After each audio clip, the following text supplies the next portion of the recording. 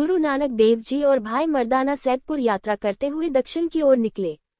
गांव होते हुए ऐसे रास्ते पर पहुंचे जहां पर एक सराय बनी हुई थी। सराय के एक तरफ मस्जिद थी तो दूसरी तरफ मंदिर था। सराय के अंदर बहुत सारे कमरे थे और एक कुआं था जो ऐसा लगता था मानो उसे छिपाया गया हो। जैसे ही भाई मर्दाना और गुरु जी ने सराय के अंदर कदम रखा, अंदर से दो नौकर हाथ जोड़कर सामने आ गए और बोले, आइए महापुरुषों, आपके चेहरे का तेज तो देखते ही बनता है। इस सराय को आप अपना ही समझो, हम आपकी सेवा के लिए हाजिर हैं। आप हमारे यहाँ पधारे, आपका बहुत बहुत स्वागत है। भाई मर्दाना मन ही मन सोचे कि वह गुरु मेहर करे। वैसे तो गुरुजी कभी किसी सराय में नहीं जाते, पता नहीं इस बार गुरुजी सराय में क्यों आए। गुरुजी बचाव। बाबा नानक से कोई बात कैसे छिपी हुई थी, वह तो जानी जान थे। वे भाई मर्दाना के मन की बात जान ली और उन्होंने भाई मर्दाना से कहा कि तुम डरो मत, हर घर ईश्वर का घर है, अगर यह नहीं है तो बन जाएगा। गुरुजी और भाई मर्दाना को एक बहुत ही शानदार कमरा दिया गया था। दोनों नौकर वहां से चले गए थे, तभी वहां एक क्लोज दस्तावेज आया था। स्वागत है, मेरी सराय में आप लोगों का स्वागत है। मुझे ईश्वर ने आप लोगों की सेवा के लिए ही भेजा है। मेरी सराय आप जैसे संतों और फकीरों के लिए हमेशा खुली रहती है।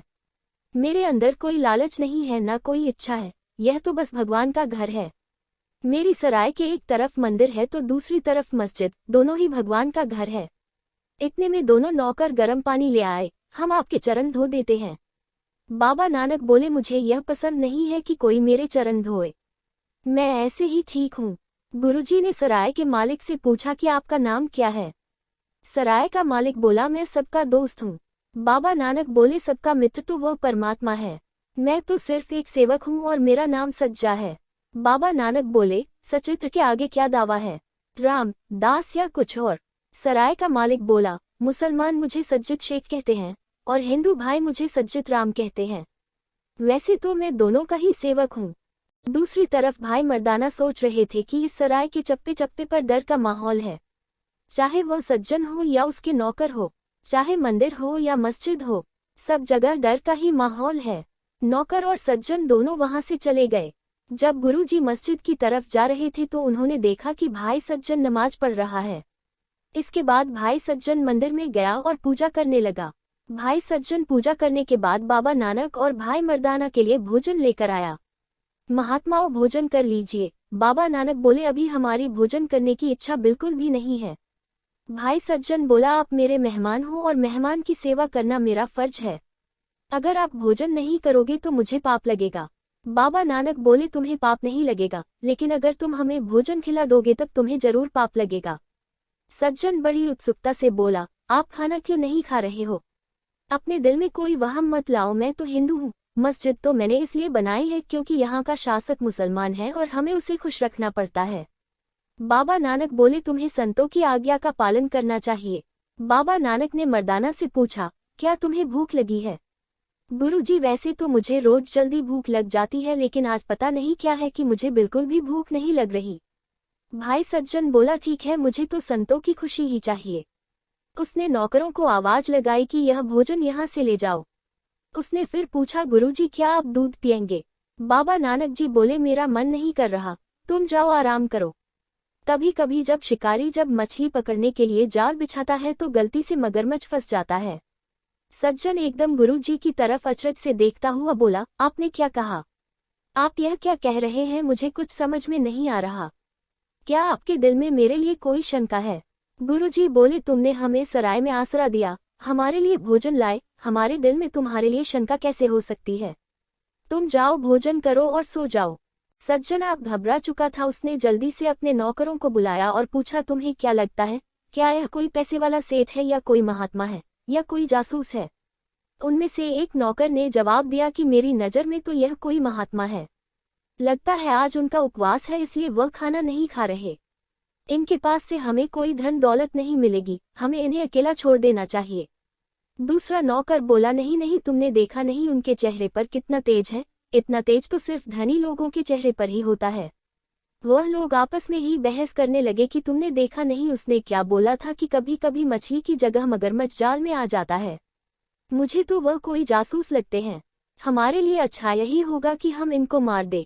वहां पर एक महिला भी थी। उसने उनको बोला कि तुम मानो या ना मानो, यह कोई साधारण इंसान नहीं है, यह कोई महापुरुष है। क्योंकि जब मैं इनके पास गई थी तो मैंने इनको बोला था मुझे आपको देखकर सहानुभूति हो रही है, लेकिन उन्होंने मुझे बोला कि अगर तुम हमारे लिए सहानुभूति ना भी करती तो भी परमात्मा तुम्हारे लिए सहानुभूति रखता।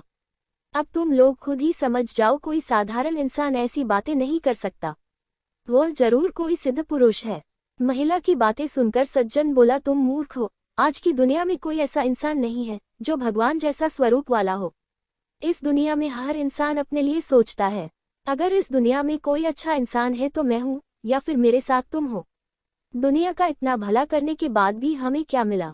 कुछ भी तो नहीं। यह सब देखकर ही तो मैं इस नतीजे पर पहुंचा हूँ, इस दुनिया में जो जितना ज्यादा पाप करता है उतना ही बड़ा आदमी होता है। यह बात मैं बिल्कुल नहीं मानता कि वह कोई महात्मा है, लेकिन पता नहीं आज मेरा दिल क्यों डर रहा है। मुझे यह डर लग रहा है कि कहीं मैं सचमुच ही मगरमच्छ ना निकल जाए। उनकी बातें सुनकर महिला बोली, मेरा फर्ज तुम्हें समझाना था, आगे तुम्हारी मर्जी, जो करना चाहो। सज्जन गुस्से में बोला, तुम जाओ, तुम बहुत दिमाग खा चुकी हो हमारा। हम आज रात ही उनको मारकर उनका धन लूट लेंगे। किसी को मारना हो हमारे लिए नया नहीं है, हम पहले भी सैकड़ों लोगों को मारकर उनका धन लूट चुके हैं। हम लोग उनको मारकर अपने खुफिया कुएं में डाल देंगे, जहां इतने लोगों की लाशें वहां पर हैं, दो और सही। सज्जन अपने कमरे में आंखें बंद करके रात होने का इंतजार करने लगा। जैसे ही उसने आंखें बंद की उसे डर लगने लगा। जाने क्यों उसे आज की रात बहुत भारी लग रही थी।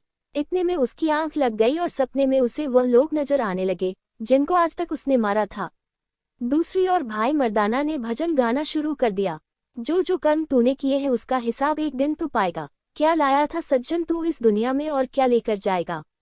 क्या लेकर तू जाएगा? बहन का तूने भाई मारा, किसी की माँ का बेटा प्यारा, बच तू नहीं पाएगा। क्या लाया था सज्जन, क्या तू ले जाएगा? नेकी की राह पर चलता था, तू बन गया हत्यारा। गुरु के चरणों में तू झुक जा, माफ करेंगे तेरे गुनाह सारे। गुरु का नाम है सबसे प्यारा, तुम्हें नया जन्म दिलेगा। क्या लेकर आया था सज्जन तू, क्या ले जाएगा? भजन सुनकर सज्जन की आंखों में पश्चाताप के आंसू बहने लगे और वह भागता हुआ बाबा नानक के चरणों में गिर पड़ा और अपने किए हुए बुरे कर्मों की क्षमा मांगने लगा और एक नेक इंसान बनने का वादा किया। उसने सभी बुरे काम छोड़ दिए, गलत ढंग से कमाया हुआ पैसा गरीबों में बांट दिया। दोस्तों, अगर आपको मेरा यह लेख अच्छा लगा हो तो कृपया फेसबुक पर शेयर जरूर कीजिए। आप अपनी प्रतिक्रिया हमें कमेंट के रूप में भी दे सकते हैं। आपके प्यार और स्नेह के लिए बहुत बहुत धन्यवाद।